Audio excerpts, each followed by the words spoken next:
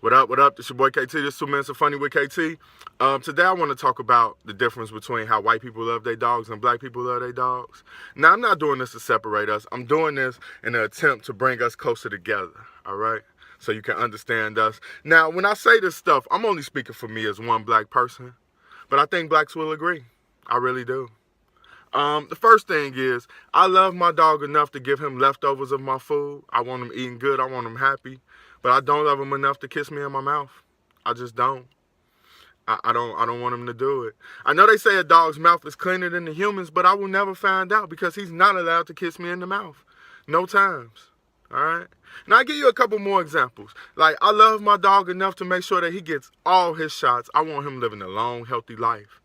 But I don't love him enough to let him sleep in my bed. I just don't. I love my dog enough to make sure that he is not outside in the yard when it's raining outside. That is not cool. But I also don't love my dog enough to let him lick me in my face. That is also not cool. I'm just not with it. And another thing that I noticed, like, me as a black person, I'm probably going to name my dog, like, King or Killer or Rock or something like that.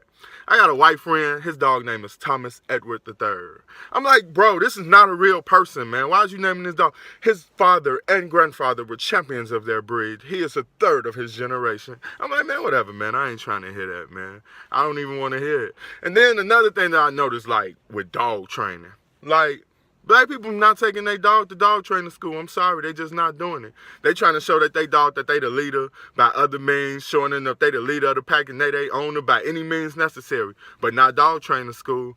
White people will go to dog training school every Saturday for 3 months with endless amount of treats. I'm gonna make sure that he's the best.